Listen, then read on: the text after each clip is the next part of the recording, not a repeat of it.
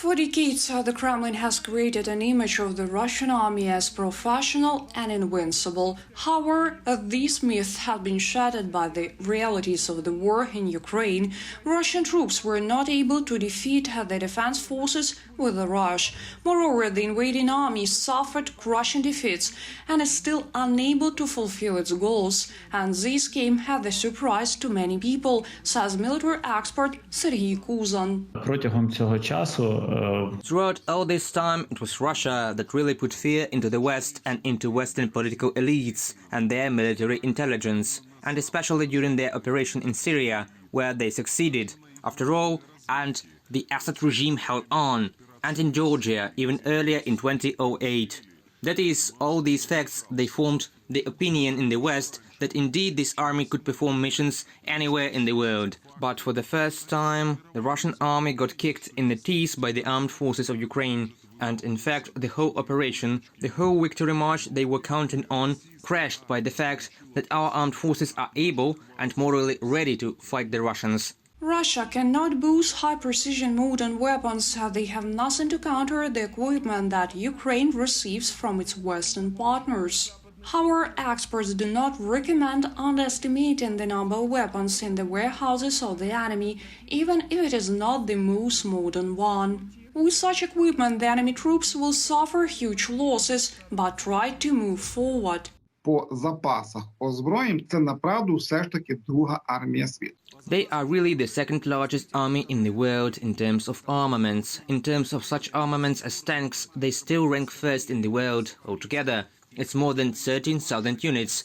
That's a very large number. But what actually happened? In my opinion, they fell into the trap of the illusion of invincibility. They did not think about the 22nd or 25th Army, depending on which place is given to Ukraine, would be able to resist. Here is their mistake.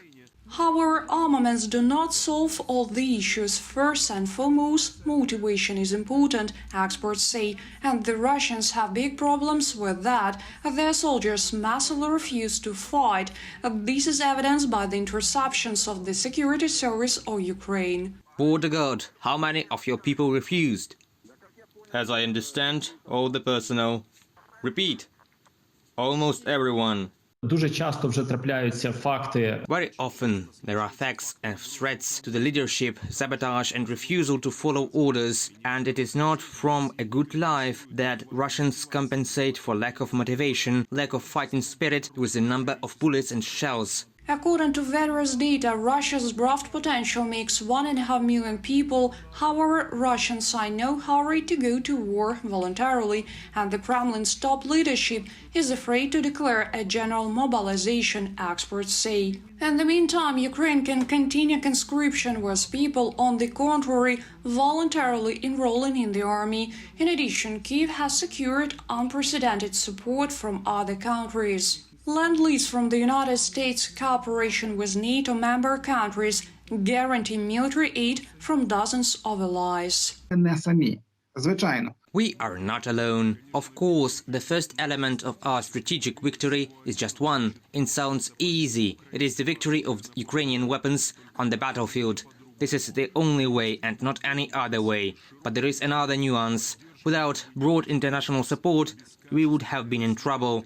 Without the high-quality intelligence information that our partners provided us, provide and will provide, it would have been extremely difficult to conduct precise artillery strikes. And they were carried out and are carried out now. According to the experts, a possible turning point in the war will take place due to the accumulation of equipment provided by the allies. Within a month and a half, then the Ukrainian military will be able to launch a counteroffensive and begin the deoccupation of areas captured by Russian troops. Reported by Ksenia Bugay, Larisa Zubenko, UATV News.